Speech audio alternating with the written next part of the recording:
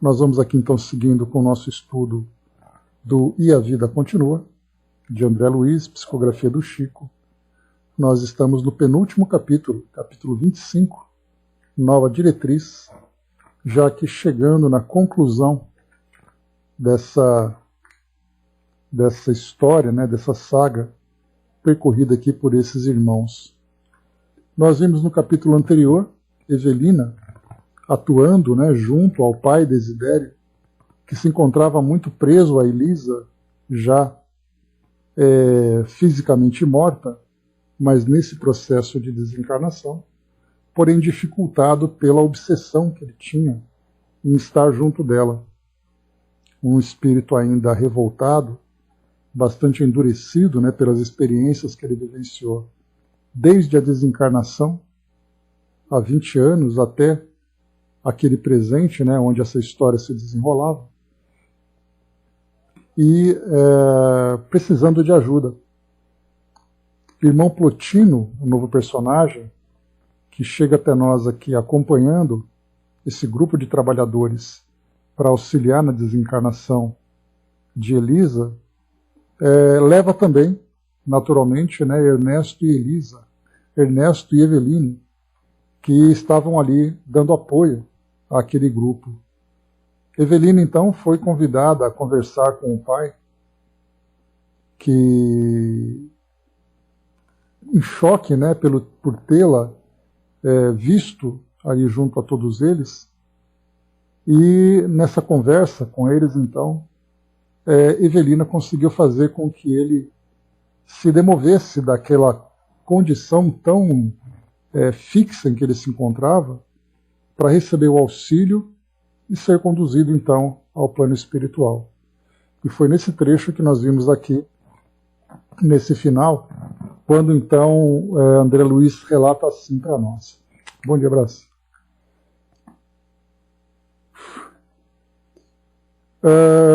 O Ernesto foi aquele amigo, né, logo no início do livro, que se encontrou com Evelina. E eles rapidamente, sim, né, ele já era assim desencarnou por causa da cirurgia que ele sofreu, né, por causa do tratamento que ele fazia. E aí, então, chegando no plano espiritual, o estado dele foi aquele estado de dúvida, né, se realmente estava desencarnado. O Desidério, que foi esse, né, que era o que tinha sido assassinado, que era o obsessor, ele estava sendo auxiliado agora, né, que estava sendo auxiliado nesse momento. O Túlio era aquele jovem, né, que tinha sido assassinado também, que era então o namorado de Evelina na juventude, que estava sendo preparado para uma nova reencarnação. Então essas aqui, algumas das nossas personagens. Bom, após então a conversa de Evelina com o pai, a moça, suplementada de força pelos companheiros que oravam, reergueu facilmente como se tomasse de encontro ao peito uma criança abatida. Acorreram enfermeiros desencarnados, desentranhando Elisa do corpo inerte, a lembrarem uma equipe de técnicos que operassem rapidamente para retirá-la de um vestido imprestável, e o irmão Plotino, seguido pelos colaboradores, entrou em ação, acomodando Desidério semi-inconsciente na ambulância que o transportaria para o novo domicílio espiritual. Então esse aqui foi o trecho que nós vimos.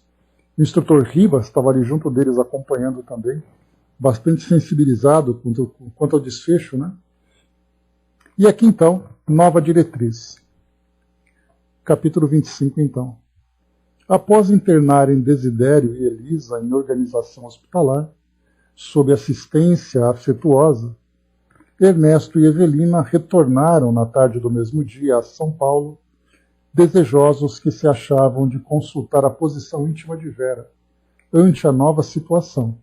Lembrando que Vera era filha de Dona Elisa, né? Vera que era ali noiva de Caio, e aí então Dona Elisa desencarnando, ela ficaria então sozinha no mundo, né? Já que o pai dela havia desencarnado, que era o próprio Ernesto, Elisa desencarnava agora, então era apenas ela. E aí então Desidério, Ernesto e Elisa estavam então bastante preocupados, né, com ela. E foram então agora, vieram aqui, né, para a região de São Paulo, para poder acompanhar ali, né, o sepultamento de Elisa e ver como é que Vera estava se sentindo, né, qual era a condição de Vera naquele momento. Esclarecidos quanto ao futuro, em que a presença e a colaboração dela lhes seriam sobremaneira importantes à própria tranquilidade, identificavam-se no dever de ampará-la com mais calor e de ternura. Isso porque Vera, né, seria aquela, então, que receberia como filhos Túlio e depois a própria Dona Elisa, como ali uma segunda filha. Então era importante, né, já que ela fazia parte desse planejamento que eles faziam, que ela fosse assistida da melhor forma possível, né, mais do que até seria naturalmente. A rendição de Desidério aos ideais renovadores que alentavam era igualmente um ponto fundamental no programa de trabalho a cumprir-se e esperavam reajustar as atitudes de Caio para que se lhes assegurasse mais ampla área de ação. Então Caio, que era o noivo de Vera, era aquele jovem ambicioso, jovem ganancioso, né, bastante apegado à riqueza que até então ele administrava, que vinha, né, como recurso da própria família de Vera, né? Lembrando que no começo a gente lembra que Ernesto, após a desencarnação, né, foi mostrado para ele, né, que ele tinha sido um homem que tinha construído um patrimônio bastante confortável para a família, né? Então, quando ele desencarnou, a família estava materialmente muito bem assistida. Então, ou seja, né, Elisa e Vera tinham herdado tudo aquilo que Ernesto tinha conquistado. Só que agora Caio, né, sobrando apenas ele, já que Dona Elisa tinha desencarnado, Caio então se tornou o administrador desse patrimônio. E isso através, não apenas ali se tornando ali, né, um administrador natural, mas ele mesmo tinha feito ali manipulações para fazer com que esse patrimônio então fosse colocado à sua disposição, com a própria internação de Dona Elisa, como nós vimos, né? Bom dia, Andréia. Bom dia, Gilda. Então, agora faltava, né, amparar então Vera, naquele momento do sepultamento. Pois se não criminosa, Brás, foi pelo menos imoral, né, porque ele não foi nada ilegal que ele fez, mas foi uma manipulação para poder fazer com que ele se tornasse o gestor, né, desse patrimônio todo. Encontraram Vera Celina marcada de lágrimas, apoiando-se em parentes e amigos. Caio, taciturno, orientava o leme doméstico, dava ordens, né? Estabelecido o cortejo fúnebre, os dois visitantes desencarnados, além de outros muitos amigos da espiritualidade maior, se instalaram no carro familiar junto de Vera. Entretanto, na chegada ao Campo Santo, Ernesto escorou a filha ao mesmo tempo que Evelina seguiu o ex-esposo que se figurava distrair-se em quadra próxima àquela em que os restos da viúva Fantine descansariam. Serpa fugia intencionalmente. Não queria ver a inumação. Colhido em cheio pela influência da companheira que ele, antes pouco mais de 2 anos, levara ao sepulcro, pensava nela e, sem querer, lhe via mentalmente o semblante na tela da memória. Então Caio começava então a se lembrar de Evelina, que foi exatamente ali, né, onde ela mesma foi sepultada. E 2 anos antes, né? Não ali necessariamente, né, não foi nesse local que ela foi sepultada, mas a lembrança, né, de estar naquele local acabou ali aflorando na sua memória. Não longe dele, Vera chorava nos braços dos amigos, enquanto ele mesmo, sorumbático, triste, né, refletia. Lembrava-se de quando deixara a mulher morta em outro cemitério, o da Quarta Parada, rememorava-lhe a partida, revisava na imaginação os incidentes havidos. O cemitério da Quarta Parada fica aqui, na zona leste de São Paulo, ali naquela região do Brás, Belém, né, mais ali próximo do Belém, uma região onde tinha muitos descendentes, né, onde tem ainda muitos descendentes de italianos, né. Então, nesse cemitério que ela foi sepultada. Um cemitério bastante conhecido aqui em São Paulo. Era crepúsculo, qual ocorria ali, em Vila Mariana, e as mesmas inquirições lhe vinham à cabeça. A vida terminaria em montões de pedra e cinza? Para onde se transfeririam os mortos na hipótese de continuação da existência? Onde estariam os pais que ele vira partir nos dias da juventude? Em que região andaria Evelina, a esposa que amara, desmedidamente na primeira mocidade, e de quem a enfermidade e a morte haviam separado? Recordando-a, sentiu-se ligado a outra penosa reminiscência. Túlio Mancini. O coração se lhe arrochava e passou a indagar de si mesmo por que motivo se confiara à loucura de assassinar estupidamente o colega.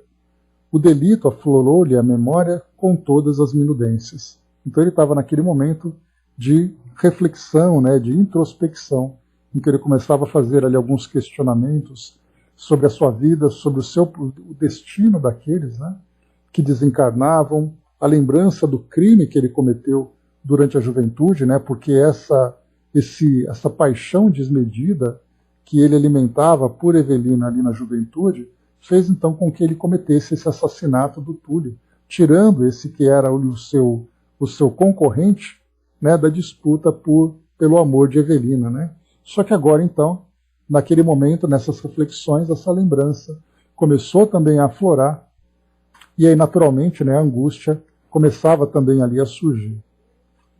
O coração se lhe arrochava e passou a indagar de si mesmo por que motivo se confiara à loucura de assassinar estupidamente o colega. O delito aflorou-lhe a memória com todas as minudências. Propôs ali já as reflexões que lhe assomavam ao cérebro. No entanto, sentia-se incompreensivelmente fisgado ao pretérito. Ou seja, ele tentava dissipar essas lembranças da memória, mas não teve jeito. Ali ele começou a se ver preso àquele passado. Não podia perceber que Evelina, em espírito, ali estava rente a ele, diligenciando acordá-lo para a verdade. Caio, que fazes da vida? Ela perguntou docemente. Então aqui a gente já começa a ver também, numa circunstância em que uma influência espiritual começa a dirigir os pensamentos de Caio. Então, sem que ele percebesse, as lembranças começavam a surgir. E nós vimos também já em outras passagens de André Luiz, tanto nesse livro como em outros livros, a forma como os espíritos podem conduzir o raciocínio. Então, fazendo perguntas, trazendo ali lembranças, provocando ideias. E aí, então, nós naturalmente vamos lembrando disso tudo. E aí nós lembramos ali duas situações, sempre que é importante a gente considerar. São as lembranças que trazem para nós ali um resultado favorável e são aquelas lembranças que trazem para nós um prejuízo. Porque as influências espirituais, elas são neutras. O que vai determinar exatamente o seu resultado é a qualidade dessas influências. No caso de um processo de influência espiritual negativa, de um processo obsessivo, o espírito então conduz o pensamento daquele que é o alvo da sua obsessão, sempre trazendo ali aquelas lembranças dolorosas, fazendo com que o espírito se aprofunde cada vez mais naquele sentimento de culpa, naquele sentimento de medo, naquele sentimento de remorso. No fim das contas, a gente vê então que acaba sendo nada mais, nada menos do que o estímulo das ideias à condução do pensamento. Positivamente, por outro lado, como nós já vimos, várias vezes os espíritos, então, ajudando aqueles que são também ali, os seus protegidos, ou pelo menos aqueles que são assistidos, a também reavivarem na memória ideias que levam a reflexões, que levam a transformações. Então, as influências espirituais, conforme Kardec traz para nós, lá no Livro dos Espíritos, questão 459, coloca que os espíritos nos influenciam muito mais do que nós imaginamos. Então, essas influências, como Kardec colocou, são influências neutras. Então, são os espíritos, de acordo com as suas intenções e com o seu grau, o seu estágio evolutivo, é que vai determinar exatamente ali o resultado, se é favorável ou prejudicial. Então, aqui nesse caso, Evelina, com o objetivo de despertar Caio e trabalhando ali, né, como aquele espírito familiar amigo, para auxiliar esse grupo, né, no caso Evelina não, no caso de Vera e Caio, então procura trabalhar ali, né, as ideias, fazer com que ele tenha algumas reflexões sobre a sua própria história, suas escolhas, sua trajetória, e tentando a partir dali modificá-lo, né? Então vamos acompanhar aqui o trabalho que ela vai fazer. Caio, que fazes da vida? Ela perguntou docemente. O advogado não registrou a indagação com os tímpanos corpóreos, mas ouviu-a na acústica da alma e julgou monologar. Caio, que fazes da vida? Repetiu inconscientemente as palavras da companheira desencarnada no ádito da própria consciência e passou a considerar que o tempo fugia sem que se desse conta de si mesmo. Em que valores permutara o patrimônio das horas? Em que recursos convertia a saúde e o dinheiro? Que bênçãos já teriam espalhado com o título acadêmico que ostentava? Ele era advogado, se não me engano. Na condição de amigo, exterminara um companheiro. Na posição de esposo, não tivera coragem de ser bom para a mulher, quando sitiada pela doença. O olhar se lhe esbarrou sem querer no ritual do sepultamento de Elisa e inquiriu de si mesmo o que teria representado para a morta. Sinceramente não se sentia bem consigo próprio, realinhando na imaginação a impaciência e a dureza com que sempre a tratara, preocupado em arrebatar-lhe a ternura da filha. Então ele via ali, né, o ritual do sepultamento de Elisa e começou a se questionar, né, sobre os sentimentos e as intenções que moviam ali a sua aproximação com ela. Basta a gente lembrar, as últimas ações dele foi fazer com que ela fosse hospitalizada, até porque também ela demonstrava a Elisa, pelo fato de estar sendo obsediada, ela tinha ali um comportamento bastante preocupante, porque ela falava sozinha, ela tinha alucinações a partir da visão que eles ali, filhos, né, no caso a filha e ele tinham, então ela precisava de um tratamento médico. Só que para ele esse desequilíbrio dela era bastante oportuno, porque poderia então tirar dela o direito de comandar esse patrimônio e ele próprio fazer isso. Então para ele foi bastante providencial. E nessa última visita que nós vimos, né, ele então provocava nela aquelas explosões emocionais, fazendo com que isso fosse a causa da desencarnação dela. E aí então, inclusive, nós vamos ver aqui também um outro componente que começa a se mostrar aqui na nossa história, ele sendo o corresponsável pela desencarnação dela, já que foi exatamente ali o modo como ele a tratou que fez com que ela adoecesse. Então ele pode não ter tido a intenção direta, mas foi exatamente pelas suas ações que provocou tudo isso. Então são ali detalhes que vão se somando nas responsabilidades dele. E continua. Avaliando as péssimas notas que a consciência lhe conferia no educandário da existência, embora longe, fixou Vera a esquadrinhar-lhe no íntimo o íntimo através do semblante. Caio, assoprou-lhe Evelina aos ouvidos da alma, pense nos teus compromissos. É tempo de legalizar a situação da jovem que se entregou a ti sem qualquer restrição. Isso porque, né, ele sendo noivo, para ele estava bastante confortável aquela condição. Então ele não teria o compromisso de esposo, mas teria ali à sua disposição a jovem e o patrimônio que ele administrava, né? Então ela começava a instigar nele exatamente essa ideia de assumir a responsabilidade perante a jovem, como isso também até fazendo parte do próprio projeto que eles estavam elaborando para a reencarnação de Túlio, para a reencarnação de Elisa, né? Então, tudo isso sendo trabalhado ao mesmo tempo. E aí a gente vê a complexidade que é um planejamento reencarnatório, né? Convencido de que conversava de si para consigo, Serpa reproduziu a interpelação no campo mental em silêncio, sem perceber que a esposa desencarnada lhe colhia as respostas. Supondo desenvolver tão somente um processo de autocrítica, monologou sem palavras. legalizar a situação com Vera? Casar-me? Por quê?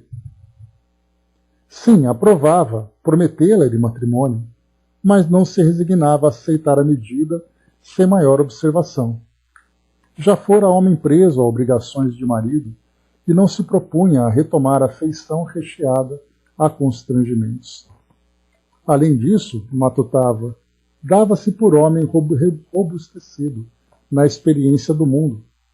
Escutara em sociedade algumas referências desprimorosas ao redor da filha de Elisa que não a recomendavam para a esposa. De rapazes diversos, obtivera apontamentos que lhe enodoavam a ficha de mulher. Por que entregar seu nome a uma criatura tida como inconstante? Então, casar, né, a promessa foi feita, né, mas agora ele começava a analisar exatamente ali, né, se valeria a pena o casamento, né, principalmente pela reputação que Vera tinha, né, com algumas pessoas do círculo que ele frequentava. Caio, quem és tu para julgar? A interrogação de Evelina percutiu na alma dele em forma de ideia fulgurante que o enterneceu e assustou. E qual se pensasse em voz alta, a falar espiritualmente para si próprio, recebia novas exortações, semelhando impactos da verdade a lhe atingirem o ádito do próprio si. Caio, quem és tu para julgar? Não és igualmente de ti mesmo alguém onerado com os débitos escabrosos perante a lei? A que título condenar sumariamente uma jovem prejudicada pelos enganos da sua condição de menina moralmente desamparada? Aqui porque, lembra, né, que se Vera tinha essa reputação, era exatamente por falta, né, do amparo moral, que nesse caso o pai, por exemplo, não poderia dar pelo fato de ter desencarnado, né, e agora a Dona Elisa, adoecida por esse processo, nesse período anterior, ali de 20 anos, né, sendo obsediada por esse período todo, né. Na base das advertências que lhes eram endereçadas, prosseguia indagando-se: seria justo abusar dela agora que se via praticamente só no mundo? Se a desprezasse, para onde iria? E quem era ele, Caio Serpa, senão um homem no rumo da madureza, reclamando a dedicação de alguém para que o comboio da vida se não lhe descarrilasse? Conhecia ele toda a escala dos prazeres físicos e que lucrara finalmente com isso, se levava toda a manifestação afetiva para o terreno da irresponsabilidade e do abuso? Né? Então aqui a gente começa, né? Se ele tinha ideia de qual seria o seu destino, o seu futuro, a partir das escolhas que ele fazia naquele presente. Que recolhera, senão cansaço e desilusão das noitadas barulhentas, cheias de vozes e vazias de sentido. Até ali, que lembrasse, nunca ajudara a ninguém. Sabia ser afável até o ponto em que as circunstâncias não o descontentassem. Bastava, porém, um leve ponto a contrariá-lo em qualquer acontecimento para que se internasse nessa ou naquela escapatória, no claro intuito de não se incomodar. Não teria chegado o momento de auxiliar a outrem a agir a favor de alguém? De começo empenhado a conquista, cumulara a Vera de gentilezas, carinhos, enredara-lhe as atenções. Depois, o fastio daqueles que não mais sabem amar, quando a chama do desejo se lhes extingue na candeia da forma. Entretanto, não lhe era lícito alegar que a moça lhe dera os mais altos testemunhos de confiança. Vera Celina se lhe entregara de todo, e por fim não vacilara a humilhar a própria genitora a fim de colocar-lhe nas mãos todos os bens. Serpa registrava todos os argumentos da companheira desencarnada, à afeição de uma lâmpada que se julgasse fonte de luz, da luz de que se beneficia, a ignorar que a recolhe da usina. Então André Luiz traz aqui para nós uma imagem bastante interessante, porque a lâmpada irradia a luz e ela se coloca como a única privilegiada dessa luz, se esquecendo para que ela possa acontecer, depende da usina que gera a energia. Né? Então ele acha que tudo gira em torno dele, mas ele não percebe que tudo aquilo lhe é fornecido como elementos de evolução e que ele precisa ter responsabilidade com tudo isso. Então uma imagem bem interessante que André Luiz traz. Mas apesar dessas reflexões, opunha contraditas, né? Ou seja, ele começava então a colocar os poréns na história. Né? Consorciar-me? Prender-me? Por quê? Não tenho toda a satisfação do homem casado sem as peias do matrimônio? E a voz de Evelina a ressoar-lhe novamente no espírito. Sim, és o elemento comando da união. Ou seja, né, aquele que naquele momento é o homem, que é a pessoa que está ali controlando a relação. Né? Então, ele, naquela época em que havia ali aquele pensamento mais patriarcal, portanto, Vera, né, ela acabava sendo conduzida por ele, Vera se encontrava sozinha, ele a dominava emocionalmente, afetivamente, psiquicamente, e também controlava todo o patrimônio. Então ele era o elemento comando da união, conforme André Luiz aqui descreve para nós. Entretanto, como não te garantires contra as tentações do futuro? Como não te imunizares contra as tuas próprias inclinações para a aventura? Doando a ela o elemento obediência, a tranquilidade de que carece para servir-te. Então aqui dois elementos que ela coloca, né? Elemento comando e elemento obediência. Então esses dois conceitos podem ser aplicados aqui em várias situações, né? Na sociedade, dentro de uma família, dentro de uma relação, em que tem aquele que comanda e aquele que obedece, né? Ou seja, aquele que domina e aquele que é o submisso, em várias circunstâncias que nós vamos encontrar aqui na nossa sociedade. Acaso te julgas livre das tendências à leviandade que te assinalam no campo afetivo? Não será recomendável lhes assegures a paz, preservando a paz de ti mesmo pela submissão às disciplinas justas da vida? Essas disciplinas justas da vida são exatamente ali as responsabilidades de cada escolha que é feita. Nesse caso, por exemplo, se se escolhe dentro de uma relação no matrimônio, o matrimônio traz ali compromissos e traz responsabilidades para ele próprio, com relação ao outro, né, e na própria relação que se estabelece. Pensa, imagina-te à frente de tua própria mãezinha, já que quase todo homem procura na esposa, acima de tudo, o apoio maternal que a madureza furtou da infância.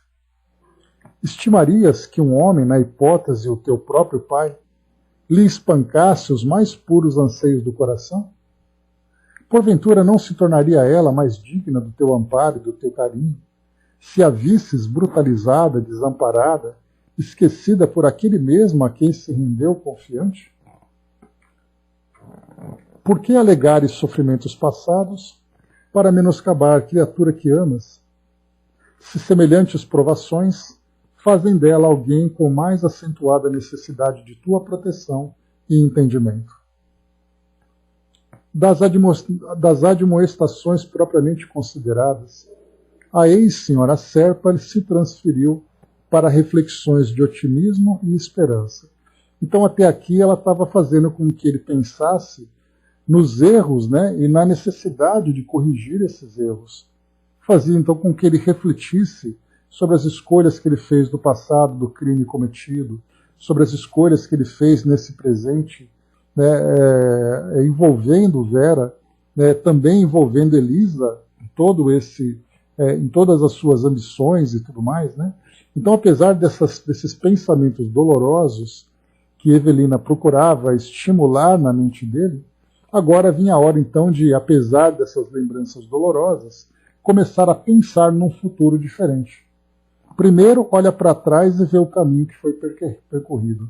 Agora, olha para frente e vê o que precisa ser feito e quais são os resultados que se espera alcançar. Caio, medita. Vera não te confiou parcos recursos materiais à administração. Dispões de patrimônio apreciável para organizar uma família. Pondera quanto às bênçãos do futuro. Escuta. Creias ou não em Deus e na sobrevivência do espírito. Além da morte, carregas contigo um doloroso problema, até agora inarredável da mente. O remorso do homicídio praticado, a lembrança de Túlio Mancini, abatido por tuas mãos. Escapas no rumo de prazeres que não te diminuem a mágoa e tentas em vão bloquear reminiscências amargas que te assediam constantemente. Ser pai, cuidar de filhos queridos, não te será na terra a mais elevada compensação? O matrimônio com Vera te investirá legalmente na posse de recursos a serem valorizados e aumentados, garantindo aos filhinhos vindouros segurança e conforto, alegria e educação. Um lar, Caio. Um lar onde possas descansar, renovar-te, esquecer. Filhos em que te revejas em que te revejas e o convívio de Vera, cuja presença te lembrará o refúgio maternal. Então essas eram as ideias, né, que Evelina estimulava na mente de Caio. Pensar exatamente no futuro, a partir daquele momento. Elisa sendo sepultada, Vera se mostrando absolutamente vulnerável e sozinha no mundo, e ele tendo ali o poder, vamos dizer assim, de decidir o futuro dela. Decidir o destino daquela jovem. Para isso, então, Evelina começava a estimular nele o casamento, filhos, um lar bastante estruturado e muito provido também, né, dos recursos que ele acabaria herdando, né? Então, tudo isso para que ele pudesse refletir. Diante daquelas santas evocações de paz e ventura que jamais experimentara, pela primeira vez depois de muitos anos, Serpa chorou. Evelina continuava. Sim, Caio, lava o coração na corrente de lágrimas. Chora de esperança, de júbilo. Confiemos em Deus e na vida. O sol que hoje se põe voltará amanhã. Contempla essas lousas, fita o sepulcro à frente. De todos os lados explodem ventura, verdura e flor, a dizerem que a morte é ilusão, que a vida triunfa, bela e eterna. De um outro mundo, os que te amam regozijar-se-ão com os teus gestos de entendimento. Túlio te perdoará, Elisa há de abençoar-te. Coragem, coragem. Então, nessas últimas reflexões que Evelina, então, induzia a Caio, né, a se envolver, nós vemos aqui, então, essa ideia de que são essas novas ações, essas novas escolhas, que vão trazer para ele a condição de encontrar essa paz de espírito. Porque, como nós vimos aqui, embora o planejamento reencarnatório esteja sendo elaborado, bom dia, Fabi, o planejamento esteja sendo elaborado, dando oportunidade para que ele possa se redimir, pelo menos naquele momento, de algumas das escolhas equivocadas que ele fez no passado, nós lembramos que as questões, os débitos, não foram resolvidos definitivamente. Eram oportunidades que ele teria de resolvê-las no futuro próximo. Então, por exemplo, nós temos aqui a ideia do casamento com Vera, que Evelina estimulava na mente dele naquele momento ali, né, enquanto o sepultamento de Elisa acontecia. Do casamento viriam então os filhos, Túlio e Elisa, que seriam para ele ali dois espíritos com quem ele tinha compromisso num passado distante, um passado próximo. Então, o que nós vamos encontrar é um planejamento para novas ações no futuro. Mas nesse planejamento, esse reencontro com essas duas personagens iriam trazer para ele, né, esses reencontros, iriam trazer para ele desafios. Porque ele reencontraria com o espírito que, embora viesse com o esquecimento do passado, traria ali no seu íntimo aquela antipatia que não necessariamente poderia ser compreendida naquele momento. Ou seja, é um espírito que reencarna para se tornar filho daquele que foi o seu assassino. Como seria, então, a experiência que eles vivenciariam dentro do lar? Elisa, por sua vez, desencarnou naquela explosão emocional, trazendo ali um ódio muito grande de Caio, embora esse ódio fosse muito mais de Desidério do que dela. Mas ela reencontraria com ele também, então, mais uma vez, não se lembraria dos fatos, mas teria ali impressões que ficariam registradas no inconsciente dos dois. Dos três, na verdade, né? Porque, embora não se reconhecessem fisicamente, se reconheceriam vibracionalmente, na conexão mental entre todos eles.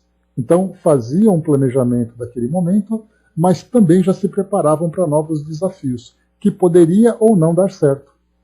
Como nós vemos aqui muitas famílias, né, que se juntam trazendo espíritos com relações do passado, e eles acabam se distanciando até mesmo ali com crimes gravíssimos que são praticados, piorando ainda mais a situação de todos eles. E por outro lado, nós temos ali famílias que vão se juntando, se harmonizando, fazendo com que os espíritos passem a se amar nessa nova condição, para que depois, fazendo uma releitura sobre a história, tenham condições de se perdoarem mutuamente, porque os sentimentos se transformaram. Então todo o planejamento estava sendo ali estimulado na mente de Caio. Então planejar é uma coisa, executar é outra, né? Então o planejamento estava sendo feito, e obviamente esse planejamento feito esperando os melhores resultados, e também ali contando com o trabalho de todos os espíritos envolvidos. Mas a gente lembra que isso era um planejamento. No momento em que isso ia acontecer, já é uma outra história. Então é importante a gente se deparar com essa realidade, porque ela é bastante concreta, até mesmo aqui, né, a gente fala ali baseado nessa parte da história, mas a realidade nossa é assim. Relacionamentos, casamentos, lares que são formados, lares que são destruídos, espíritos que se aproximam, espíritos que se afastam, todos eles trazendo história do passado. Joana sempre lembra para nós, né, que a família é constituída de espíritos que estão ali, né, constrangidos, né, pela experiência da reencarnação. E quando eles se reencontram dentro do mesmo ambiente, todos ali têm livre-arbítrio. Então ali vem o grande desafio em pôr em prática aquele planejamento. O causídico, surpreso, incapaz de identificar-se visitado pelo espírito da companheira de outros tempos, reconhecia-se subitamente consolado e eufórico, tangido por suave renovação nos recônditos do ser. A maneira de um doente que encontrara o remédio providencial e a ele se agarrasse na sede ou na sede da própria culpa, instintivamente decidiu-se a não perder o precioso momento de exaltação construtiva em que entrara. Então ali a gente vê que o efeito foi positivo do estímulo que Elisa provocou nele, né? Fazendo com que ele se sentisse mais confiante, realmente aquele grande momento de decisões importantes, se sentiu realmente ali apoiado, incentivado para aquilo tudo. Braz lembrou aqui, nós somos frutos do nosso passado e arquitetos do nosso futuro, né? Então, passado e futuro vinculados e todos eles ali concentrados no presente, né? Vamos, insistiu Evelina, concede agora, mais claramente agora, a nossa Vera a certeza de que a protegerás num casamento digno. Sucedeu o inesperado. Habitualmente agressivo e rebelde, Caio Serpa arrancou-se humilde do lugar em que se plantara, avançou sempre, abraçado pelo espírito da ex-esposa, na direção do grupo em que a jovem se apoiava. Porque lembrando, né, enquanto o sepultamento acontecia, Vera estava ali junto, né, na cerimônia, e Caio tinha se afastado, ali para poder pensar com seus botões, né? Ali, de pensamento conjugado ao da companheira espiritual, observou a moça sob novo prisma. Pareceu-lhe que começava a amá-la de maneira diversa.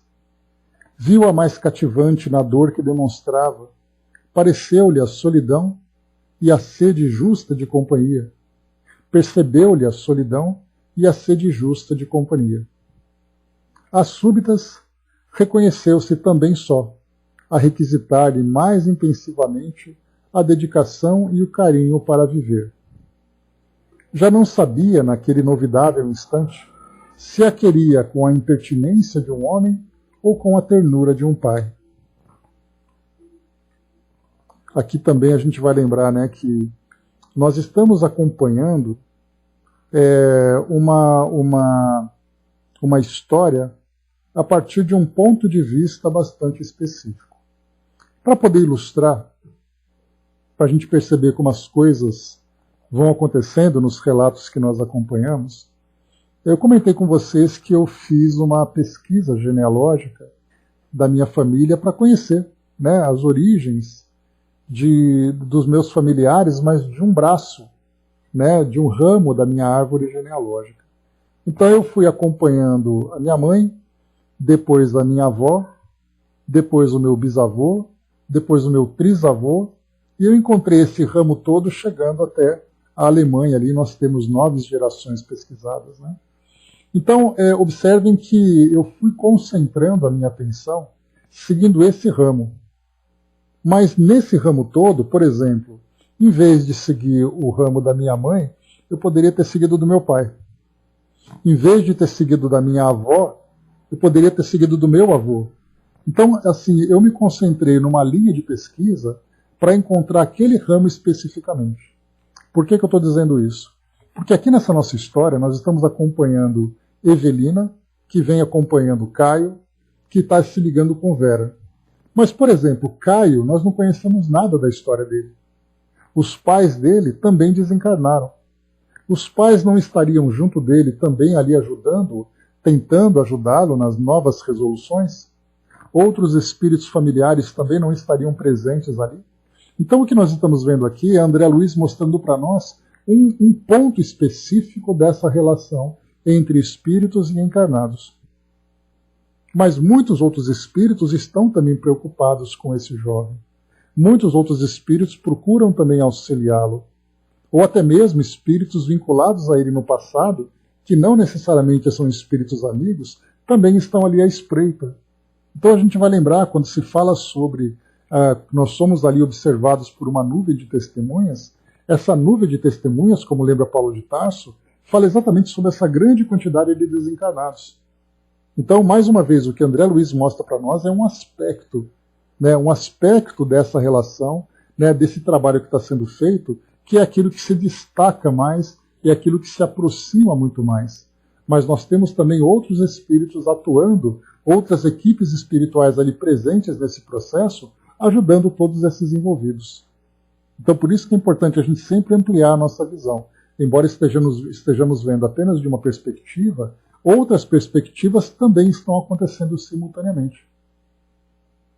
Então vamos em frente. Isso sem falar, por exemplo, né, que enquanto acontece esse sepultamento nesse cemitério em que Elisa, então, começa, né, o corpo de Elisa vai sendo ali sepultado, quantos e quantos outros espíritos estão presentes naquele cemitério? Das histórias que nós já conhecemos, das pesquisas que nós fazemos. Então a nossa visão está sendo concentrada nesse evento especificamente. Mas quantos e quantos outros eventos paralelos acontecem naquele mesmo momento?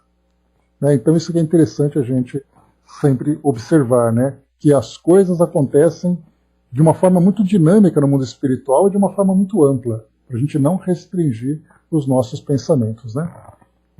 Vai ter gente ali do mesmo jeito, né, Brás? Mas, né, pelo menos daqui, pelo menos vai ser mais rápido. Né?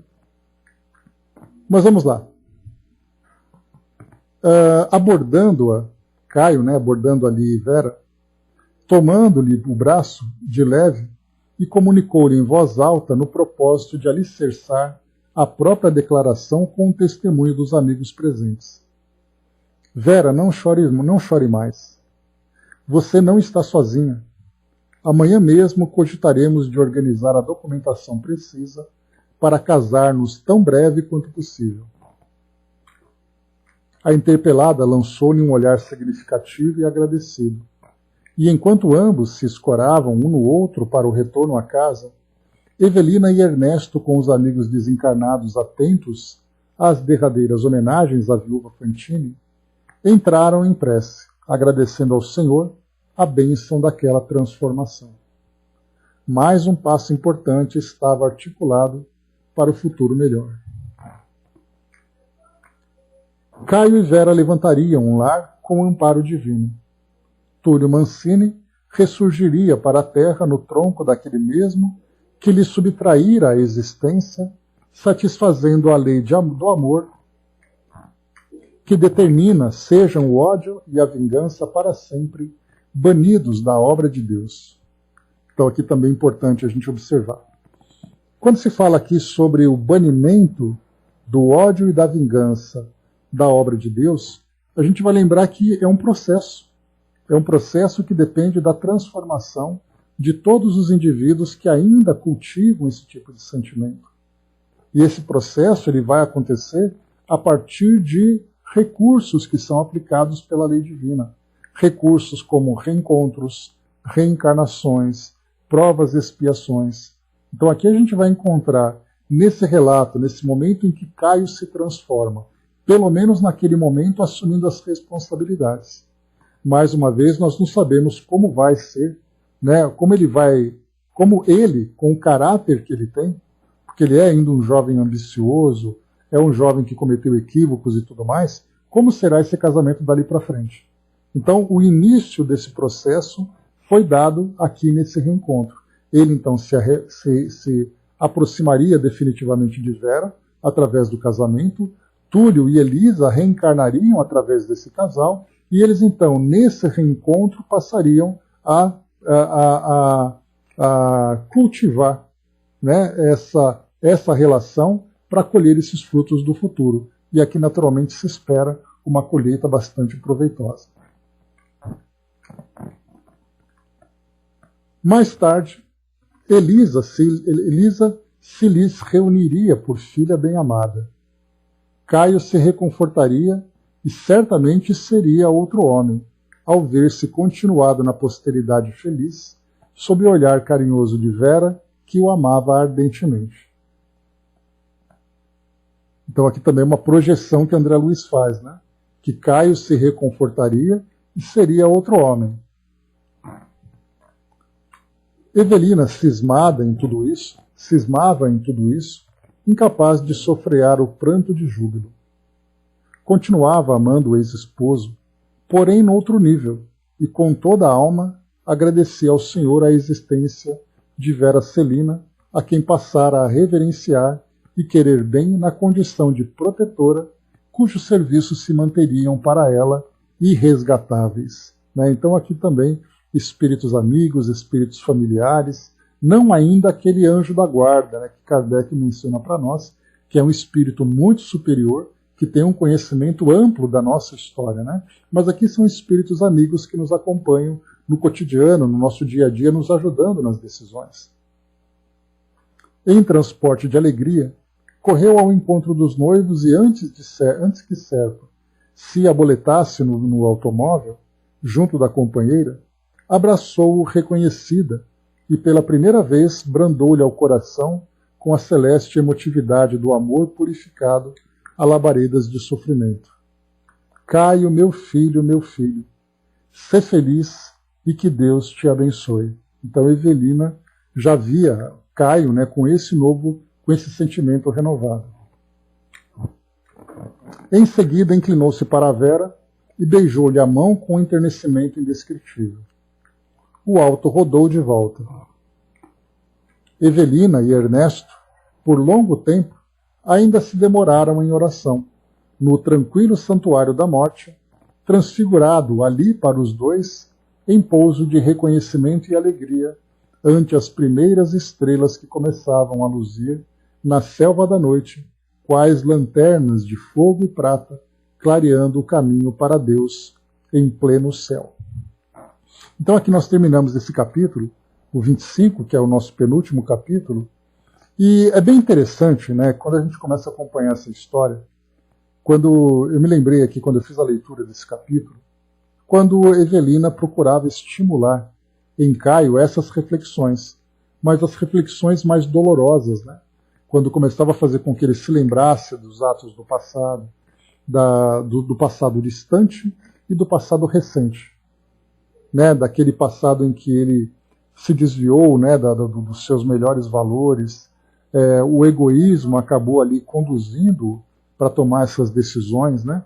E quando eu fiz essa leitura, eu me lembrei da questão 919 do Livro dos Espíritos, quando então Santo Agostinho recomenda, né, daquele conhece-te a ti mesmo, quando ele recomendava que todas as noites colocar a cabeça sobre o travesseiro e começar a se questionar se prejudicou alguém, se alguém tem alguma queixa contra ele, e para que ele no dia seguinte mudasse a sua conduta. Se por acaso ele cometeu um ato num dia que tivesse provocado prejuízo para alguém, no dia seguinte ele se esforçaria para reparar aquilo que ele fez. E Santo Agostinho se mostrava, obviamente, como já um espírito bastante desenvolvido. Mas nós vamos encontrar aqui em Caio, nesse caso, quando ele fazia ali as suas reflexões, de que modo que ele colocava a cabeça sobre o travesseiro. Será que ele teria paz de espírito naquele momento? Lembrando da sua própria história? Então, enquanto nós estamos nessa faixa evolutiva, né, nesse estágio evolutivo, em que somos espíritos ainda muito imperfeitos, espíritos ainda muito impulsivos, né, que trazem instintos ainda primitivos, bastante vivos, né, que acabam nos dirigindo de uma forma quase que descontrolada, nós ainda cometemos muitos equívocos e não temos condições ainda de alcançar essa paz de espírito. Mas aí a doutrina espírita vem para nós, através dos ensinamentos dos espíritos, falar sobre a reforma íntima. É aí que nós vamos encontrar, porque quando se fala apenas em reforma íntima, a gente sabe que essa reforma nada mais é do que um processo. Mas quando esse processo deve ser aplicado? Como esse processo vai se desenvolver? Qual é o efeito que nós esperamos? Então, Santo Agostinho, quando ele fala conhece-te a ti mesmo, o autoconhecimento ele é parte desse processo de reforma. Então, quando a gente lembra que quando se fala sobre reforma íntima, né, eu comento bastante que nós devemos pensar em 3 fases distintas. Embora elas possam acontecer de um modo mais prolongado, cada uma delas, ou podem acontecer quase que de uma forma simultânea. E eu coloco quase, né, porque uma depende da outra, portanto, elas devem se suceder. Então, quando nós vamos fazer a reforma íntima, que é uma decisão que nós tomamos, não é simplesmente algo que acontece com o tempo, porque a dor vai nos estimulando a essa mudança. Mas não é uma mudança que nós fazemos de uma forma consciente e intencional. Nós tomamos decisões baseadas na dor provocada pela escolha equivocada. Então eu tomei uma decisão, essa decisão me machucou, pelo adestramento, não pela conscientização. O adestramento é, se você acerta, você ganha um biscoitinho, se você erra, você recebe ali um castigo. Então a vida vai nos adestrando nessa fase inicial. Quando eu cometo um ato equivocado e me machuca, eu não vou cometer esse ato de novo, não porque eu não queira, mas é porque eu sei que se eu cometer eu vou me machucar. Já a reforma íntima é diferente. Eu vou começar a tomar decisão dizendo, olha, eu tomei essa decisão que a partir de agora eu não quero mais passar por isso. Não porque vai me machucar, mas porque eu entendi que esse caminho é o caminho errado. Esse caminho é um caminho da infelicidade. Então a primeira decisão que nós tomamos da reforma íntima é uma decisão de consciência. É aquela consciência desperta que começa a nos dirigir. E para isso, então, para que essa reforma íntima aconteça de uma forma efetiva, nós precisamos primeiro entender o que é certo, o que é errado na nossa vida. Qual é o caminho que nós vamos então escolher para alcançar a felicidade? Aí nós começamos a entender, bom, o egoísmo, o orgulho, a agressividade, a hipocrisia, e começamos a definir tudo aquilo que é imperfeito na nossa consciência, aqui na nossa vida. Porque não adianta eu quero falar assim, eu quero ser feliz. Ok, você quer ser feliz, mas como ser feliz? E aí então nós começamos a estudar os valores do espírito. E começamos também a identificar as imperfeições do espírito. E quando nós estudamos, por exemplo, nesses tantos e tantos livros, com tantos e tantos ensinamentos, nós começamos a fazer ali, a criar um banco de dados, um banco de informações para entender quais são as escolhas, as melhores escolhas, e quais são as escolhas ruins. Nesse momento eu defini aquilo que é bom e aquilo que é ruim. Essa é a primeira fase. A segunda fase é quando a gente começa a fazer uma leitura de nós mesmos. Porque eu já sei o que é bom e o que é ruim. O que existe de bom e o que existe de ruim dentro de mim. Então essa autoanálise, que vem exatamente o conhece-te a ti mesmo, ou seja, o autoconhecimento, é quando eu começo a fazer uma análise interior para saber o que existe de certo, de errado, de bom e de ruim. E esse é um processo muito difícil, porque muitas vezes nós vamos ali enfrentar o nosso próprio orgulho, enfrentar a nossa própria vaidade, percebendo ali que aquilo que eu considerava como algo natural, como aquilo que era parte da minha personalidade, aquilo é ruim. E eu vou ter que admitir que isso é ruim. Então é um processo difícil o autoconhecimento. Mas o mais difícil ainda é a terceira fase. Porque a terceira fase agora é realmente a transformação. Eu já sei o que é bom, o que é ruim, já conheço aquilo que existe de bom e existe de ruim dentro de mim, agora vem o trabalho de transformação. Como eu posso transformar? De que modo eu tenho que fazer essa mudança dentro de mim? E aí então vem a fase difícil, porque aí é o combate de nós mesmos, né? É o bom combate, mas é aquele combate interior, em que eu preciso lutar contra as minhas tendências, preciso lutar contra aquilo que para mim ainda é prazeroso. E esse é um processo difícil e um processo demorado. Nós estamos passando por todos eles agora. Não dá para dizer que nós estamos agora, não. Eu já sei de tudo, já me identifiquei, agora só preciso transformar. Não, nós estamos ainda aprendendo. Porque muitas vezes aquilo que para nós parece algo que é certo, a gente passa a identificar como algo que não é tão bom assim. Aquilo que eu acreditava que não tinha, de repente uma situação na minha vida me provoca e eu descubro virtudes ou imperfeições que nem sempre eu sabia. E agora a gente continua, mesmo tendo agora abraçado essa filosofia e adotado esse novo caminho, nós estamos lutando. Então, quer dizer, como eu falei para vocês, pode demorar para que cada fase se desenvolva, ou essas fases podem acontecer simultaneamente, ou quase simultaneamente. E é isso que vem acontecendo com a gente.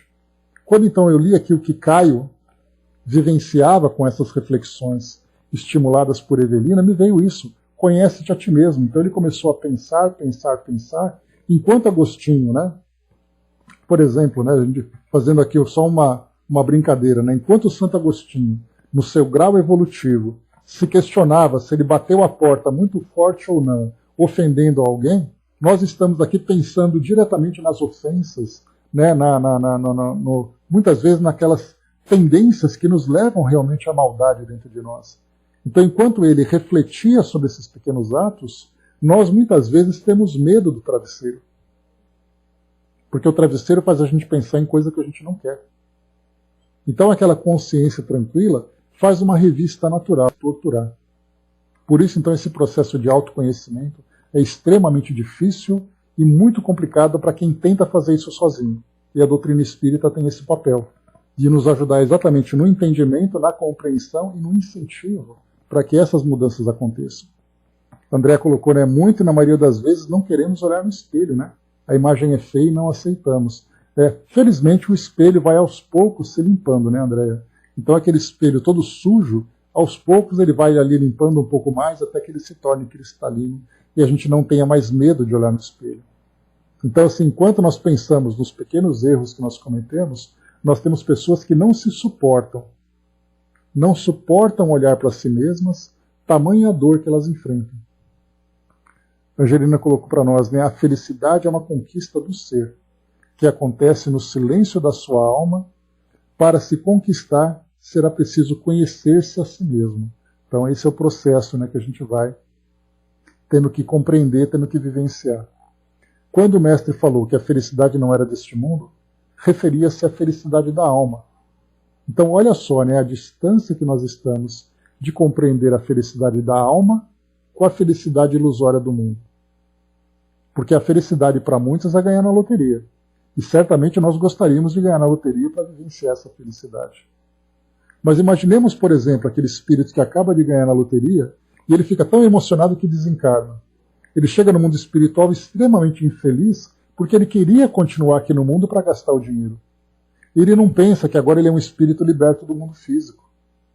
Então a felicidade do espírito é diferente da felicidade do mundo. E nós estamos ainda, pelo fato de estarmos muito presos ainda aqui à realidade do mundo material, essa felicidade do espírito dá a impressão de que ela é uma felicidade teórica. E na verdade não. Quanto mais nós nos espiritualizamos, não em termos de religiosidade, mas em termos de vivência com os outros, de vivência com o mundo, o modo como nós nos relacionamos uns com os outros, a paz de espírito que nós temos no cultivo dos sentimentos mais nobres, das melhores amizades, da vivência de sentimentos que nos levam, né, a essa elevação, como é o caso, por exemplo, da caridade, a satisfação da alegria, né, de proporcionar a nós mesmos e aos outros também esse bem-estar. Tudo isso é parte desse processo de espiritualização. Só que o mundo, para nós, parece que ele age contra, né? O mundo nos provoca o tempo todo nos nossos instintos. E nós temos que lutar contra os instintos e desenvolver esses nossos valores. A Fabi colocou, né? A gente pode acabar caindo na culpa, daí o medo, né? Quando a gente entender que não tem lei de culpa, mas de amor, mas também é um processo. Sim, nós estamos agora. Muitos de nós estamos entrando agora, pela primeira vez, nessa experiência de autoconhecimento, de reflexão, de transformação. Quando nós olhamos pela janela de casa e vemos o mundo lá fora, a gente vê que muitas pessoas estão conseguindo. Mas, infelizmente, a grande maioria se encontra ainda muito presa nas ilusões do mundo, mesmo tendo religiões, mesmo abraçando essas filosofias. Mas elas não absorveram ainda o sentido verdadeiro dessas propostas. Infelizmente, para todos nós. Mas, enfim, terminamos aqui, então, esse nosso capítulo número 25. Próximo capítulo, na semana que vem, o 26, para a gente concluir mais essa nossa obra. Então, E a Vida Continua. Terminamos aqui no capítulo 26, na próxima segunda-feira. Lembrando que nós vamos, então, fazer o estudo do livro Desobsessão, também de André Luiz, né, para a gente poder concluir. Já concluímos agora, né, a série Vida no Mundo Espiritual. Depois temos ali o Desobsessão, que foi um livro à parte que foi trazido para todos nós.